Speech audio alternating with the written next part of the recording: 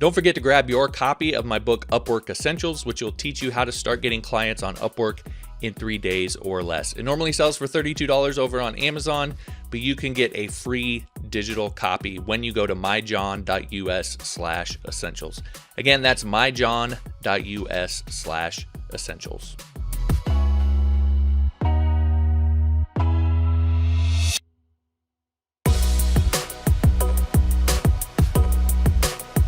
Hey, it's John here. Welcome back to another episode of the podcast. This is episode 433, believe it or not. I wanted to take a minute and talk to you guys a little bit more about this idea behind Friday night essence, because I think some people hear it. The idea itself, the concept itself is admittedly simple. And I think some people hear it and start to get into what it is and what you're doing and so forth and kind of go, yeah, I've heard all of that before, etc. But I really want to try to impress upon you the importance of this and how it really, it's the key, it's the center point, it's the focal point of having real, true, not just success as a freelancer. I think that's maybe the distinction. It's not just success. It's not that you can't have success without understanding what your essence, your Friday night essence, what you're meant to do is. You can, but it's always going to be limited. And I think the flip side of that is if you're someone, and I get emails from people about this a lot, if you're someone who's dealing with procrastination, if you're dealing with a lack of motivation, if you're trying to pursue this life and this career that you see that you want for yourself.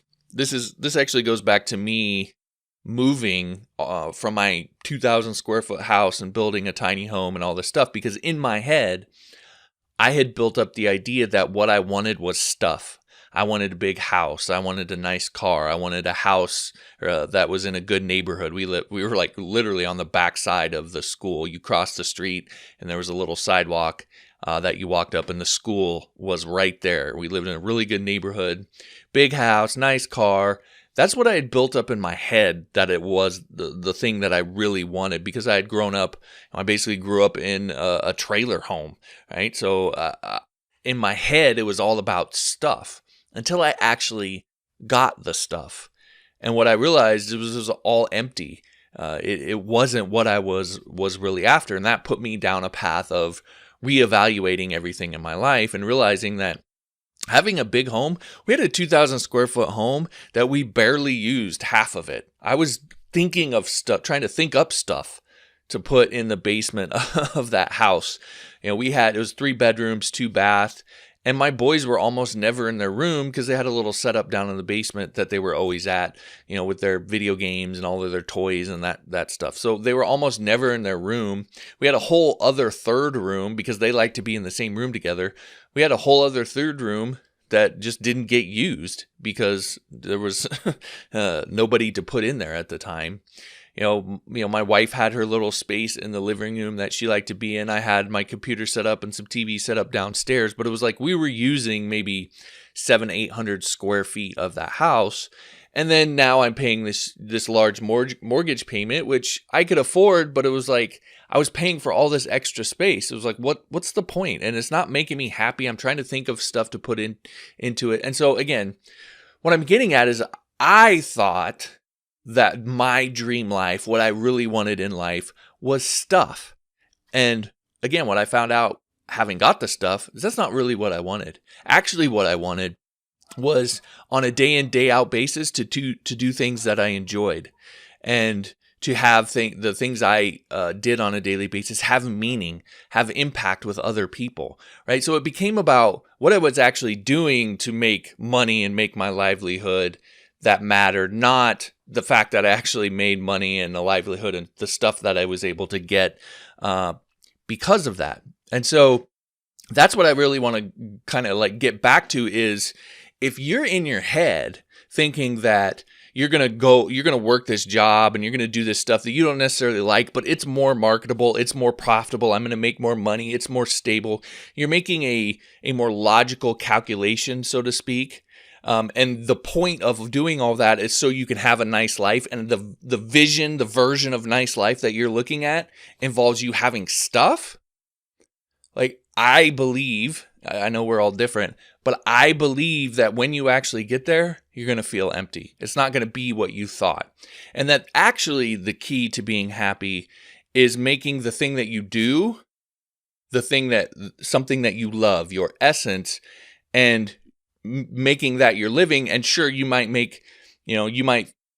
feel like you're going to make less money doing that. No, I'll talk about why that's not necessarily the case. But even if you did make less money, you would still be happy because you're doing what you love day in and then day out and you enjoy it. And so I think that's where a lot of people get caught up, is their vision of the kind of life that they want is off and don't realize that it's actually about what you do day in and day out. And that's like the first reason why figuring out your essence, your Friday night essence, what you were meant to do, whatever phrase you want to use to describe it, why that is so important, because it's actually what is going to make you happy.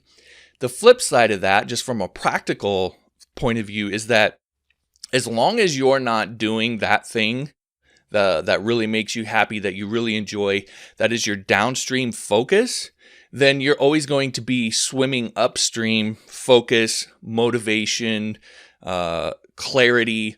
You're going to be swimming upstream when it comes to those things because your mind does not want to think about what you're doing, right? It wants to think about something else. It wants to get to the weekend. It wants to get to the end of the day. And so it can do and think about other things that are more important to it. And so you're always going to deal with procrastination, uncertainty, lack of motivation. Those are always going to be a problem.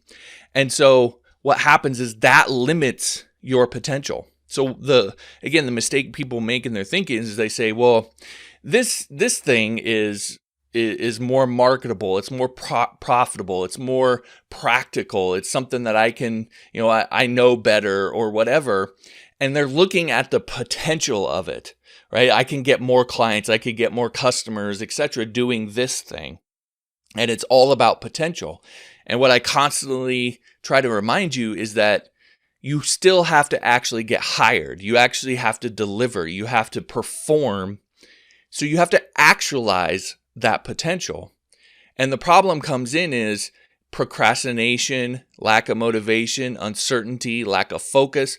All of those things are a constraint on how you can perform, which limits how much of that potential you actualize. Okay. So if your potential, let's just give it a number, say it's 100 and you're actualizing at 50, you're actually only getting 50% you're only getting 50 as a result.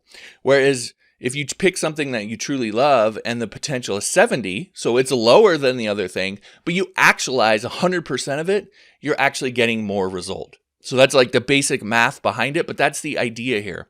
And so you have to pay attention to those constraints and you have to realize and really dig in and figure out what it is that you're naturally motivated to do. And so downstream focus is one way to do that. That's why I've talked about that here recently.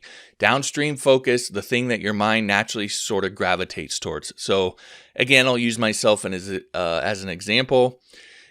I naturally gravitate towards teaching, doing these podcasts, doing courses, learning new things, and then learning what taking what I learn and teaching that to other people in a way that is impactful for them. That's where my mind naturally goes. And it's taken me a while to figure that out because I've gone through things that were fun and exciting, like learning web development, as an example. That was fun because I was learning a new thing. But I pretty quickly, as I was learning it, had the desire to want to share it with other people, want to teach other people about it. And so what I've realized over time is that I don't actually love web development. I like web development. I don't love web development as like my core essence. I really, really, really, really like learning, but it's not actually my core interest because I don't enjoy learning if there's not some way for me to then turn around and teach that to somebody else. What I actually enjoy is teaching, and all of those other things are in service of that. Okay, so that is my essence. That's what my mind naturally gravitates towards. And I don't, at night when I'm sitting there watching TV, my mind's always going back to, how is this a lesson? What can I pull from this? What can I glean here? If I'm not careful when I go to bed at night, I'll be up for hours going down a train of thought, something that I want to teach, or going over how I would teach something in my head. If I wake up in the middle of the night, sometimes I'll end up being up for the rest of the night because my mind started thinking about something. Like, I have to really be careful in order to be able to get sleep, to not let my mind go too far down that path, because I'll just end up getting 2 hours of sleep for like a week in a row, and then I just sort of die. So my mind naturally gravitates towards that. So I have a lot greater chance of maximizing that potential than I do anything else in my life. The other part of that is, imagine someone who is in the same space as me, but when the clock hits 5 o'clock, they check out. Their mind goes to something completely different. They're not thinking about it on the weekends, and it's this really regimented 9 to 5 when they think about this thing. It's not their downstream focus. Over the long haul, who do you think's ultimately going to win in that game, just from a competitive perspective? Probably the person who's constantly thinking about it, constantly working on it, always trying to improve, coming up with ideas, etc. So it just gives you a competitive advantage as well. So again, downstream focus, what your mind naturally gravitates towards, just sort of pay attention to that. And that's one way that you can kind of figure out what it is that you're really meant to do, that you can orient your business, your freelance services, etc. around.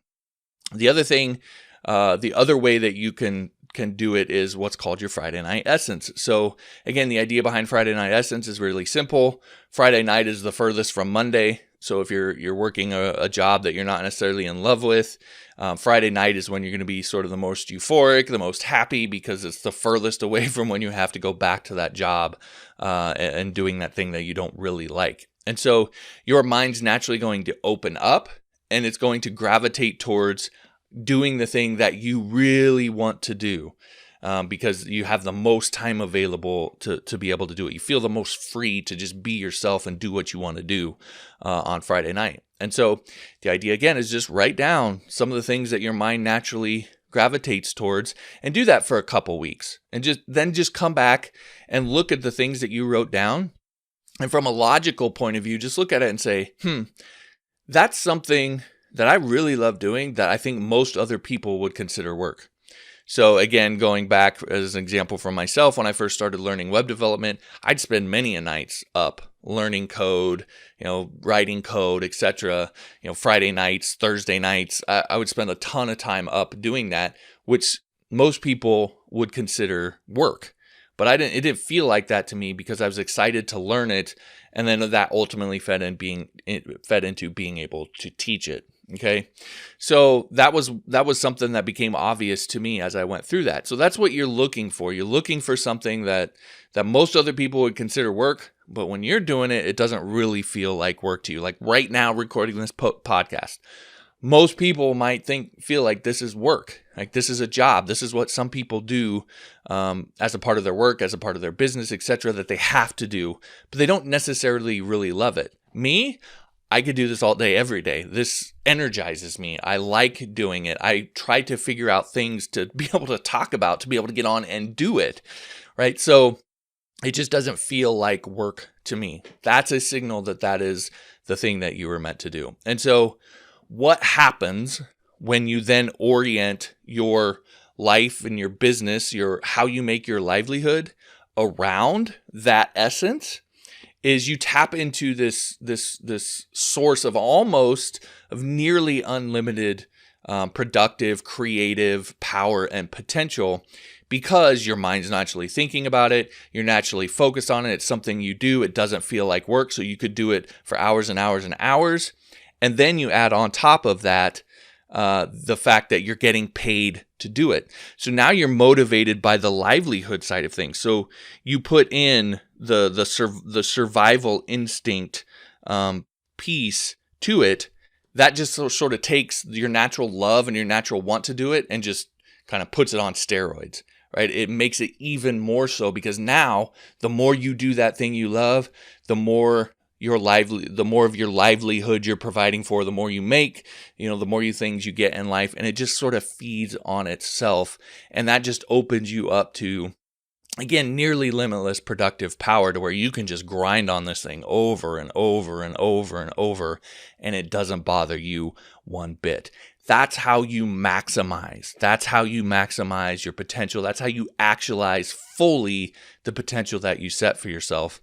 And I would argue that most people, they are in spaces where they're drastically limiting their potential, and they're not in a space where even 80% of actualizing 80% of their potential in a particular space is going to be more than 100% of something else, right? So for most people, the best thing for you to do, not just to be happier, not just to enjoy what you do, not all the esoteric, like fun feeling things, but like the practical, the logical thing for you to do is to pursue your essence and do the thing you love, because you're just going to make more and you're going to have a better livelihood as a result of that, not just also be happier, right? So it's not this false dichotomy between be happy or have a good life and make a good living, etc. You can actually do both, right? You just have to understand how to then take this essence that you figure out and tie that to something commercially viable. So I'll give you my shameless plug. I don't want to make this all about it, but that's what I teach you in part 1 of my Freelance Feast course, is how to figure out that essence, that thing you love, a number of exercises beyond what I've shared with you here to do that, and then tie it to something commercially viable as a freelancing service that you can provide to people, so that you can make that how you build your livelihood. And again, that's really the key to this whole idea of Freelance Feast, right? The idea behind that is all feast, no famine, meaning the feast famine cycle that people talk about in freelancing. It doesn't have to be that way.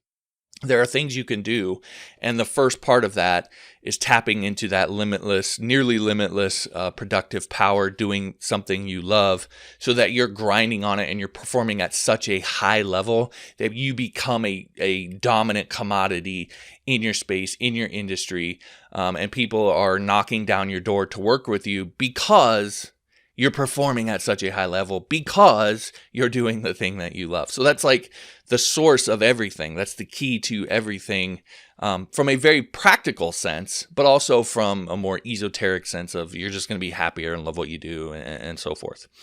So anyway, that's part 1 of the Freelance Feast course. If you're interested, you can just go to myjohn.us/feast. I'll put a link in the description as well. You can learn more about that. But what I want to impress upon you with all of this is just how critical it is to figure that out and not limit yourself by what your mind says, is practical, or you can do, or nobody will ever pay me for that, etc. In some of my courses, I've talked about people who get paid to write messages on potatoes and send them to people. There was a rent-a-mourner service in the UK where people were renting, would hire someone to come to somebody's funeral so it looked like they had more family members and friends, etc. Like, there's all sorts of weird services that are out there that people get paid for. There's a lady, not just one lady, but there's lots of people now on Fiverr who have TikTok gigs. So they're getting paid to make TikTok videos for people. And this one lady, she does dance moves for the TikTok videos. So again, there's all sorts of weird things. You need to put this idea of practical out of your head. We've been browbeat so much by parents and teachers and political leaders, academics, etc., to focus on to fit ourselves into this box. Go to school, get a good job, get a nice house, get a nice car, live the American dream, or live the dream life, etc., etc., etc. And I'm just telling you from experience, it might be for you.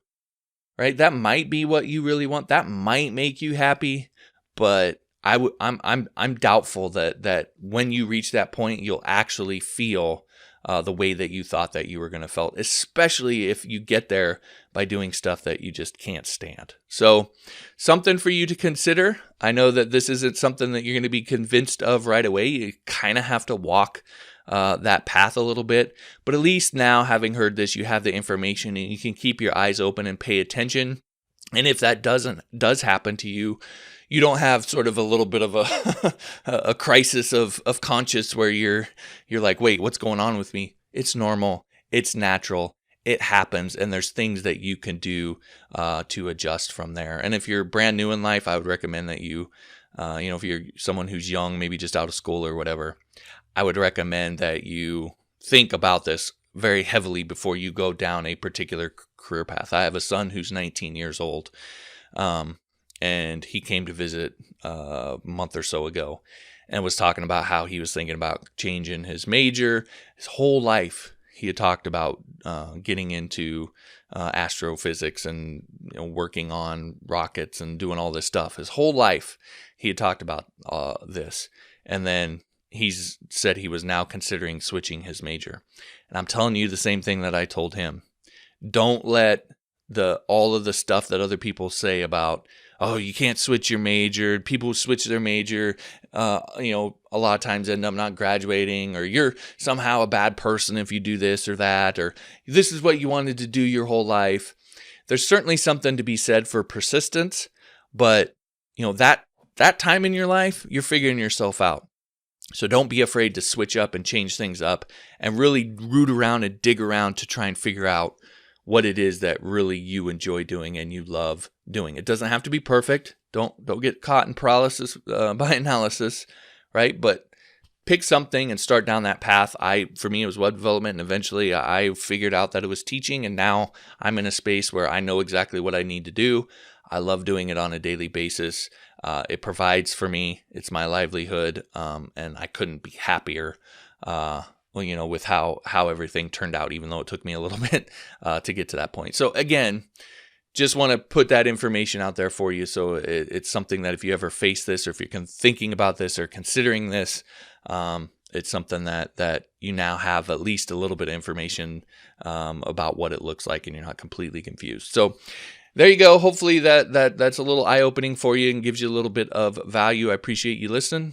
We'll talk to you next time. Let me tell you how you can get a free copy of my book, Upwork Essentials. Start getting clients on Upwork in 3 days or less. So the book currently sells over on Amazon, $32 on paperback, $26 on Kindle, but you can get a free copy when you subscribe to my freelancing tips newsletter, where I will send you daily freelancing tips.